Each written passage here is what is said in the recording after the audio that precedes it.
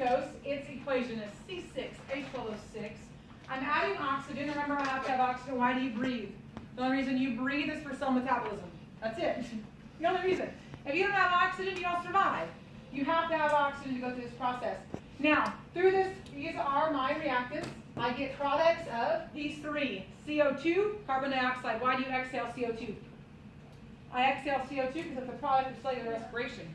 I have to do that. Remember, if you don't exhale that, it builds up and you can potentially die by acidity. H2O is metabolic water. You're always going to produce metabolic water. And lastly, most importantly, ATP. So, in order for me to gain ATP, I have to go through this process over here. And I do that by 4 steps. And I give you the introductory process of that. Those 4 steps are, first of all, glycolysis. Then we have acetyl-coenzyme A formed, or acetyl-CoA. And we have Krebs cycle, and then we're going to have electron transport chain over here. And I'm going to talk you through this the best I can to make sense of it. I will go through a few details on this set of slides that are not on the actual paper, so follow along. Your paper does have this. It says, look, the first step of cellular respiration is glycolysis. Let me break this word down for you.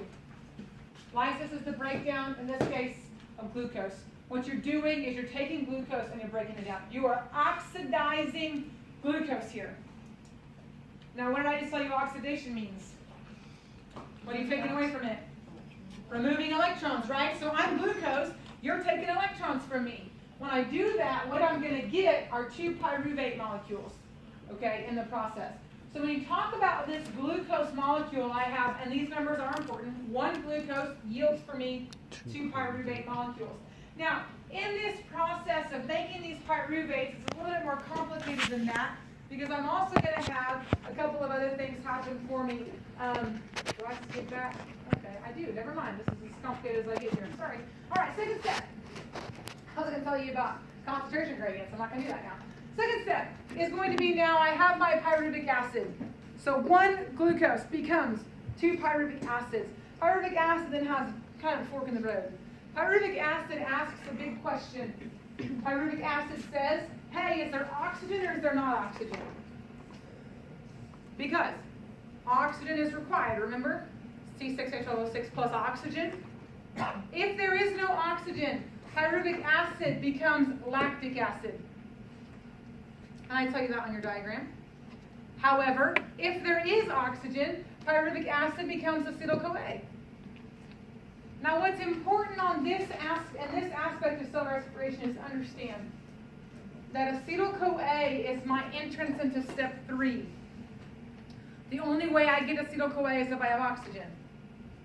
Therefore, do I move on in this process if I don't have oxygen? No. Everything ceases, right? So oxygen is the regulator of step 2. Oxygen says, sure, pyruvic acid, let's go ahead and make some acetyl-CoA. Acetyl-CoA then says, hey, let's move to step 3. But if there is no oxygen, you become a lactic acid and you build up inside of the system. I tell you that that debt has to be repaid, meaning you will die if you never have oxygen. Okay, the debt just simply means that you're going to eventually build that back up. Okay? Now, as acetyl-CoA is formed here, you can see we begin our Krebs cycle, which is going to be our 3rd step. Notice that this acetyl-CoA then is going to yield me some products. Now, the best thing I will tell you, as I give you on this diagram, is what I put in and what I get out. In step 3, I put in acetyl-CoA. I give you on your diagrams what you get out. You should get out some CO2. You should get out some electron carriers. And you should get out some ATP. Is that all on there? Should be.